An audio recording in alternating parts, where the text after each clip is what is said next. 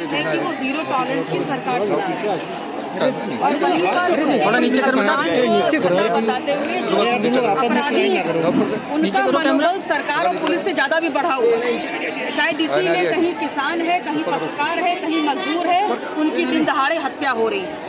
आज सीतापुर जहाँ हम खड़े हैं मोहल्ले में, जहाँ पर हमारे पत्रकार बंधु की हत्या हुई है, इससे ज्यादा और सीमा क्या हो सकती है?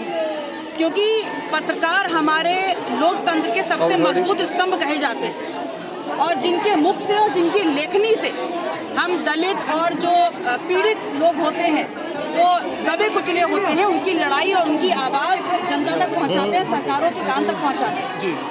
एक जन सूचना अधिकार के एक कार्यकर्ता, एक पत्रकार की अगर दिन दहाड़े हत्या होती है तो निसंदेह प्रशासन को और सरकार को सोचना होगा और जवाब देना होगा कि जीरो टॉलरेंस वाली जो सरकार है उसमें सरकार कहाँ है, लोकतंत्र कहाँ है और नियम कायदे कानून कहाँ है। और अगर मैं कहूँगी कि जंगल राज स्थापित है तो निसंदेह यही कहा जाएगा कि विपक्ष का काम है इस प्रकार की चीजें कहना। तो मैं सवाल जनता पे छोड़ती हूँ कि आप देखें कि उत्तर प्रदेश में अब वर्तमान में राज्य किसका है, ये निर्णय आपको छोड़ते हैं। मैडम, लगातार जो है खबरें लिखी जा रही थी धान खरीद घोटाले को लेकर के, जमीन घोटाले को लेकर के, ऐसा परिजनों का भी कहना है और 4 लोग अरेस्ट भी किए गए, पूछताछ की जा रही है लेखपालों से, क्या कहेंगी?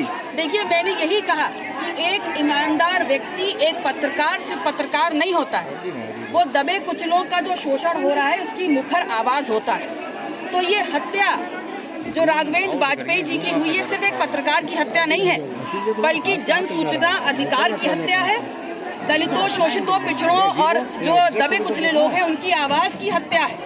तो इसलिए आपके माध्यम से हम मांग करते हैं कि उनकी पत्नी को योग्यता अनुसार नौकरी दी जाए और परिवार को एक मुआवजा दिया जाए, क्योंकि वो अपने परिवार के अकेले कमाने वाले और उनका पोषण करने वाले व्यक्ति थे।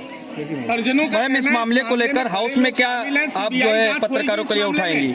देखिए, वर्तमान परिस्थितियां उत्तर प्रदेश में जो हैं वो आजकल अपराधियों का मनोबल इतना ऊंचा है कि वो लॉ एंड ऑर्डर की खुलेआम धज्जियां उड़ा रहे हैं, जिसका जीता जागता सबूत जहां आज हम खड़े हैं सबने देखा।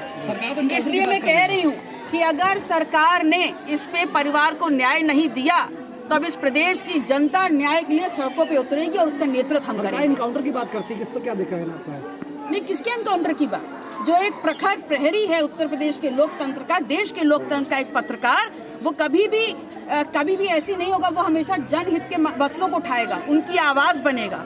और अगर ऐसी आवाज को दबाया जाएगा तो फिर इस देश में लोकतंत्र कहाँ है, सरकार कहाँ है और कानून कहाँ है। इसलिए मैं चेताना चाहती हूँ आपके माध्यम से कि अगर जनहित के मुद्दों को लेते हुए अगर इस परिवार को न्याय नहीं मिला तो आंदोलन सड़कों पे होगा और सड़क पे उतर के हम सदन में ये बात सीबीआई जांच की मांग कर रहे हैं, क्या कहेंगी इस मामले में? मैं बिल्कुल समर्थन करती हूँ, सीबीआई जांच बिल्कुल समर्थन करती हूँ, क्योंकि लोकतंत्र के जो प्रहरी हैं, जो पत्रकार बंधु हैं, अगर उनके साथ ही घटना होने लगेगी तो इस देश में किसी भी अन्याय के खिलाफ आवाज उठाने वाले लोग सुरक्षित हैं। मैम, सदन में क्या उठाएंगी पत्रकारों को लिए, जो कि ये आज आप जीता जागता उदाहरण देख रही हैं? पत्रकार जगत सीतापुर में नहीं प्रदेश में बड़ा आहत है कि एक पत्रकार की दिन दहाड़े सरेआम पुलिस आप क्या कर रही है, हत्या हो रही है, देख रही है, 3-3, 4-4 गोलियां चल रही हैं। कि ये जो पत्रकार है ये एक व्यक्ति नहीं है, ये एक समूह नहीं है, बल्कि इस प्रदेश के जो दबे कुचले जिनका शोषण हो रहा है उन लोगों की आवाज है।